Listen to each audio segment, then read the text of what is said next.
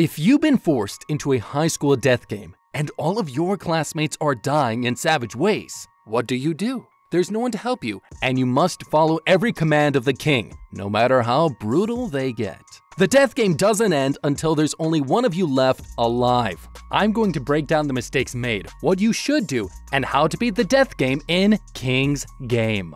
This classroom is going to turn into a bloodbath. Nobu here is a normal high school student. He's relaxing with his friends and doing everything a normal teenager would do. But they don't realize their lives are about to turn into a bloody battle royale.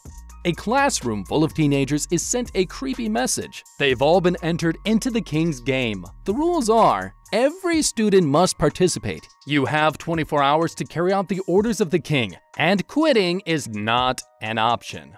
Before they know it, the king has already sent his first order. This blonde guy here must touch this quiet girl's chest. He tries to grab her to complete the order, but before he can finish, he's stopped by her friends. They think they're doing the right thing, but they've just made the biggest mistake of their lives. That night, our protagonist Nobu is sleeping peacefully before he wakes up to a follow-up text from the king. The text orders a nerdy student and a girl who already has a boyfriend to hook up. Thinking nothing of these weird texts, he goes back to his beauty sleep. The next day, his teacher reveals that the blonde guy and the quiet girl he was ordered to touch have died due to unknown causes. They really should have obeyed the order.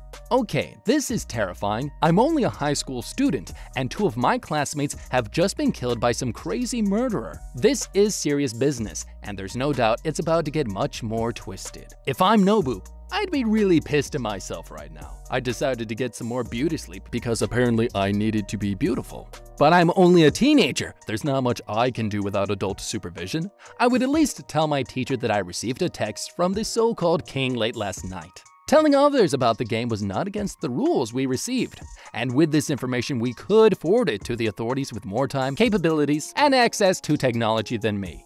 A regular Japanese junior high school usually has around 30 kids per class in a grade. Knowing that the king is targeting a single class, and since the rules state it's only the members of that class that have to participate in the game, I would test out here if switching a class would count as quitting the game. To accomplish this, I would convince one of the traumatized students who was a friend of those recently murdered kids to ask the principal to let them switch to another class for the rest of the year. It might not work, but using them as a guinea pig keeps us safe, and if they remain alive after that, I would congratulate them for being a great test subject and tailgate right behind them out of this game. I'll tell the principal that the 2 who died were my best friends, and I want to switch classes because I'm also so traumatized. I'm sure those 2 wouldn't mind, they're already dead anyway. Knowing that these texts were sent out by an unknown number also gives us a good lead. I would try to find their location through a bit of computer wizardry. You can find someone's location through their number by using a process known as cell triangulation. I know that's a big word, so follow along, people. This technology figures out the general location of the user by analyzing a triangle formed by 3 cell towers that interacted with that phone. Ideally, the police will do this for us. But if we can't get their help, tracking this phone signal is the best chance we have right now at figuring out who the king is. Terrified by the game, the nerdy student and the girl with the boyfriend who were ordered to hook up earlier obey the king's order. They do the deed and remain alive. But sadly for the nerdy student, this girl's boyfriend is out for revenge. The next day, the boyfriend starts beating on the nerdy student, and that's when the worst possible thing happens. The next student picked by the king is the boyfriend himself. He's allowed to announce an order of his choice to any one student in front of the class. Not realizing what he's doing, the boyfriend, half jokingly, half in anger, orders the nerdy student to die. Phones start ringing, and the next text is sent to the class. We find out from the king that the nerdy kid will die at midnight. Nobu here takes the nerdy kid to band practice in order to keep him safe, where no one can harm him until the clock hits midnight. The boys have a sick night full of music, and when 12 a.m. comes, he's still alive. The boys have a celebration and relax, thinking that they finally beaten the game. The nerdy kid goes to get some drinks, and suddenly Nobu gets a text which says, "Obedience confirmed." He runs to the back room to find a disgusting scene. The King's Game has savagely murdered another innocent teenager. Alright, that was really stupid. These 2 guys shouldn't have let their guards down. Just because the clock hit midnight does not mean our friend is safe. especially considering that he exited the room at 12:01 a.m. We already know that some crazy shit is going on with this King's Game. so we shouldn't take any chances. What I would do is stay with my friend for at least a few hours, not just to save his life, but to figure out what I can learn from his death. From the text, we know exactly when he's going to die, but we don't know how he's going to die. This was a perfect opportunity to figure out how these deaths are happening, and Nobu here completely blew it. With our current knowledge, since we don't know anything for certain, one assumption we can make here is that our friend was somehow brainwashed. The text could be causing some sort of mind control, which is forcing the students to be killed in various ways. Mobile phones are banned in airplanes and hospitals for a reason. Phones send out electromagnetic signals, which have proven to interfere with electrical devices. Our brain has similar characteristics to an electrical device, which means it might be affected in the same way. Right now, technology like that doesn't exist. Yet. But after something like this is happening under our noses, we should always consider first that we're dealing with an unknown technology, before jumping to the conclusion that it's magic. It's possible someone tampered with our phones to give them this capability. And it would explain why this whole game is run through our phones. The king might be some sort of crazy scientist, and there could be a chance of him remotely controlling our friend's brain. This means we need to keep a strong eye on him, maybe even going as far as tying him up so he can't run anywhere. And if that doesn't work, at least we'll get to see firsthand how it happens. I'm sure he will understand. It'll make for a great show. Bring the popcorn. The next day, the class receives another text saying that a popularity contest will be held. The two contestants are this guy, who is Nobu's best friend, and this brown-haired girl. The contest is neck and neck, with the brown-haired girl taking the final vote. This means the best friend here is about to be punished. Suddenly, they realize another piece of paper remains, and it's a note from one of the students switching their vote from the brown-haired girl to the best friend. She is so distressed to hear this, she decides to take matters into her own hands and quits the game before the king's game does it for her. But then, in a moment of irony, they receive a text from the king, and it turns out her punishment for losing the vote wasn't going to be death at all. Her punishment was simply to confess her feelings to a person that she likes. Guess you can say that she jumped to the wrong conclusion. It turns out somehow she survives the fall, but is now in critical condition.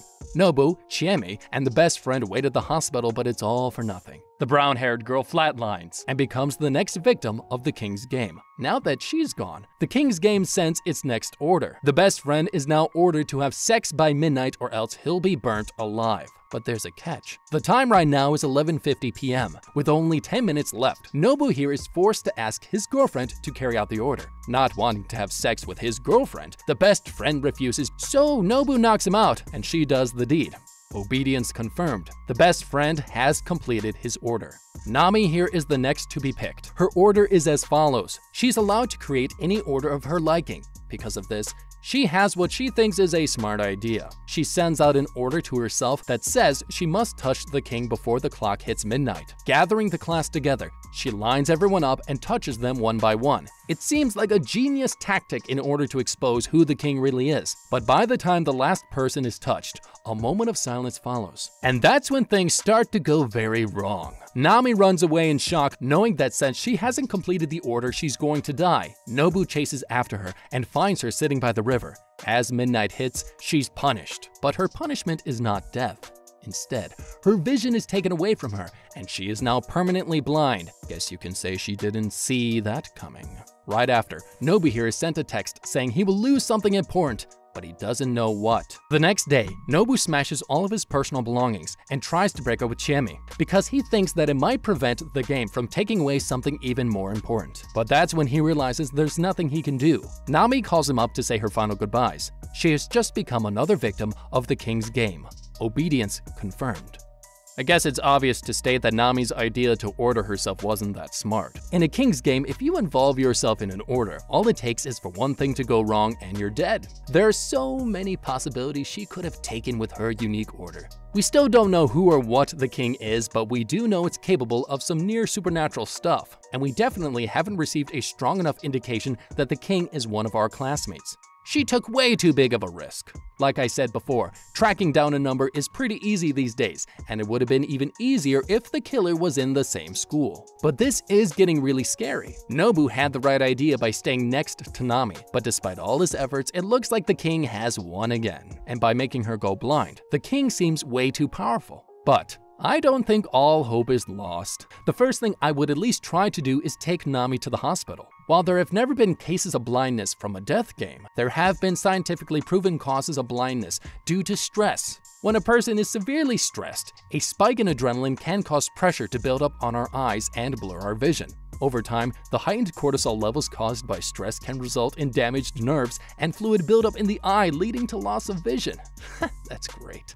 Taking her to the hospital gives us another opportunity to analyze the situation and find out more about the king. If we can figure out how the blindness was caused, it might give us information that can save our own butts later. There are many different ways of going blind, which might be due to injury, disease, or infection. Maybe if we find out how the blindness was caused, we could get a lead on the king and figure out how he's causing these supernatural deaths.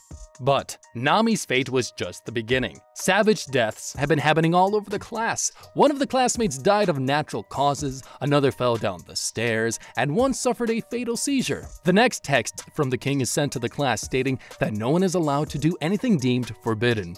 Fasten your seatbelts, there's about to be a whole boatload of gruesome deaths. Student number 30 explodes into 1,000,000 pieces. Student number 25 and 28 are killed by asphyxiation. Student number 20 and 16 are punished by decapitation. Student number 5 is set on fire and burnt alive. Student number 29 is punished by dismemberment. Student number 11 suffers a heart attack. Well, that wasn't the worst one.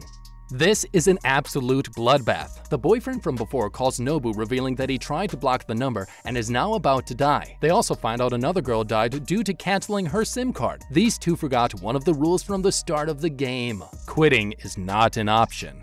Before even a minute passes, student number 13 calls before imploding into a bloody mess. Figuring out that quitting or blocking the game will end in death, he contacts one of the survivors and tells her this newfound information, and that they shouldn't disconnect their phones.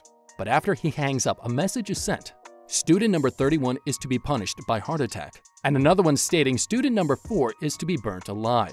Nobu here failed to inform them in time. After thinking about it for a little bit, Nobu here realizes that everyone who died had been crying when they received their punishment. This means that crying is the forbidden rule that everyone's been breaking. Being the nice guy that he is, he calls the rest of the class and informs them of what he's just learned. This blue-haired guy here calls the main character and reveals that he's done some research and figured out that the King's game started in a place called Yonaki Village. The history of the village was hidden after every single villager mysteriously died and the killer was unable to be found. While talking to Nobu, he accidentally cries but manages to send off his research to him before his arms and legs explode off of his body.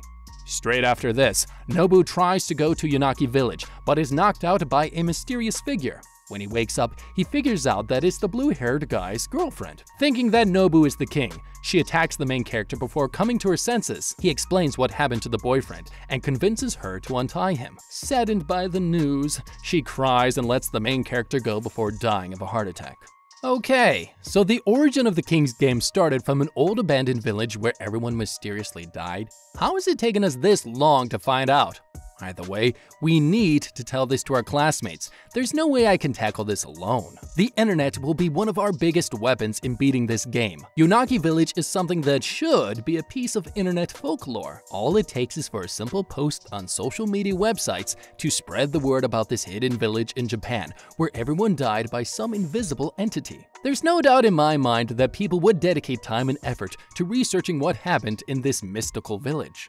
If our blue-haired friend can find out what he has by himself, imagine what the internet could do and what I could do. But the problem with this strategy is, it will take time. Every order must be obeyed within 24 hours, and by the time the internet figures it out, it might be too late for us. Which is why I would only use this as a distraction tactic, and in the meantime use the new information we just learned in order to win the game by doing one simple thing.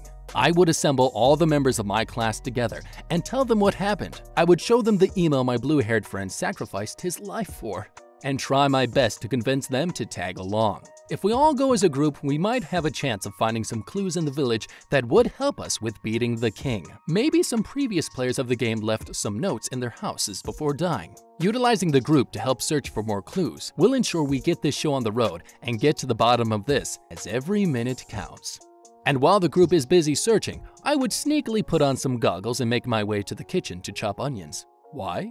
Well, the chemical released from chopped onions is called propanethyl S oxide, and it is a lacrimator which stimulates the tear glands and makes you cry. This means we can easily prepare a natural tear gas, and when I invite the other students to dinner, they'll have a nasty surprise waiting for them. We can even bring with us some pepper spray in case there are some stragglers who succeed in holding their tears in and ensure our victory, but personally I think the onions are more fun. It might sound cold-blooded, and that's because it is. But this is life and death, and now that we know crying forces you to lose the game, it's a golden opportunity that we can't afford to waste. The next order is sent. One of the members of the class will volunteer to roll a dice. Whatever number is given will be the amount of people who will die along with the roller. The roller is to voice out the names of those he or she wants dead. The group gathers at a park by the dam, and Nobu's best friend here is the one who takes the bullet. He rolls the dice and is unlucky enough to get a 6. To ensure his safety, this ugly guy here snatches Chieme, stabbing her in the leg. The group starts arguing and chaos ensues. The best friend accidentally says the name of the short kid here who is the first to go. His neck spins around his head like a steering wheel until it falls off, and well, pop goes the weasel. Sucks to be him. The best friend picks a sick girl who's stuck in the hospital as the next to die. This brown-haired girl and the angry-looking one here are the next to meet their demise. With the situation at hand, there aren't many options left. This ugly guy here is about to force the best friend to pick Nobu as the next to die. But in the nick of time, the freckled guy punches him square in the face, freeing Chieme. Freckles then volunteers for him and the ugly guy to become the next victims, bleeding to death on the spot. With 6 people dead, there's only one more left, and the victims has already been decided. The best friend gives Nobu and Chieme words of support before being torn limb from limb. Now there are only 3 remaining. This white-haired girl here whips out a laptop and reveals that she's been researching and found out even more information about the origins of the game. The first King's game happened over 30 years ago, where the orders were delivered on paper instead of text. Eventually, all the villagers started dying and the police couldn't do anything to help. Scientists began to research and found that the king is not actually a person at all, but a form of computer virus that's linked with the game. Apparently, these orders are a form of infectious disease that can cause hypnosis strong enough to cause all of the crazy deaths. Since the game never ended in the village, the virus evolved to spread from biological to technological means. This is why it now has the ability to infect people through electronic devices. She notices one more thing. Everyone who is killed in the game receives a 1-syllable text message from the king before they get punished, but she doesn't know what it means yet. She tries using an antivirus program to exploit a bug that she found within the game's programming, but the king is full of surprises. She's punished for breaking one of the rules set from the very start. No quitting allowed. She instantly catches on fire and is burnt alive for trying to end the game. It turns out the bug was a trap set by the king, who expected someone to try and to exploit it. Okay, if this girl acted fast, she might have been able to prevent her own death. She's been told that she's going to burst into flames, and we're right next to a dam. She looks to be wearing a pretty flammable sweater, so she's made the right choice by taking it off. Even though it's embarrassing, if I was her, I would not be taking my time and immediately jump into the water. A human caught on fire will pass out in a matter of seconds, as the brain slowly shuts off, leading to a painful death. Also, it looks like a pretty big drop. To maximize her chances of survival, she'll need to cross her legs and hit the water feet first. She might break her legs, but at least she'll survive. Maybe. Diving headfirst into a drop like that will result in a 99.9% chance of death. Jumping feet first is typically how the military is trained to jump into water off of high platforms, such as off of an aircraft carrier, when it's time to abandon ship. Now, as far as we know, spontaneous human combustion is a concept that has arguably 0 recorded cases in human history. So unfortunately for us, it seems like the king might be able to defy the laws of chemistry and reality. Either way, we have to try what we can. If we make it into the water, we'll have a good chance of surviving. Unless it's Greek fire, then we're doomed. It didn't work out for me last night. I tried. There have never been cases of people surviving large wildfires by hiding out in their backyard pool. The only way to beat this punishment would be to stay submerged in the water for as long as possible while taking small breaks for air. The king may decide to let up after a while. Nobu and Chieme are now the final 2 players of the king's game. The last order is simple and most cruel. Kill the person you love most. In the end, Chieme chooses to sacrifice herself in order to save the main character's life. Even though Chieme might not have been the person he loves most, he's now the last man standing. Suddenly, he receives his final message: continue the king's game or choose to be punished. Some time later, we see Nobu moving to a new school. His first day of school is like any other, but after all that he's seen in the king's game, it makes it kind of hard for him to make any friends. With the school sports festival providing lots of excitement and joy, he starts to forget about the horrible things he's experienced and finally starts to lighten up. Just before he's about to hit the hay, the clock hits midnight. A text is sent to the class stating, "This is the king's game." The king's orders are absolute. You have 24 hours and quitting is not an option. Looks like he chose the first option to continue. It's time for the next game. And by the end of it, they'll finally find out the cruel meaning behind the king's one-syllable messages that were sent to every dead student. And the next game in question will involve smashing the like button, subscribing to our channel, and please leave a comment down below letting us know what you like, what you didn't like, but do it quickly before the king's game gets you.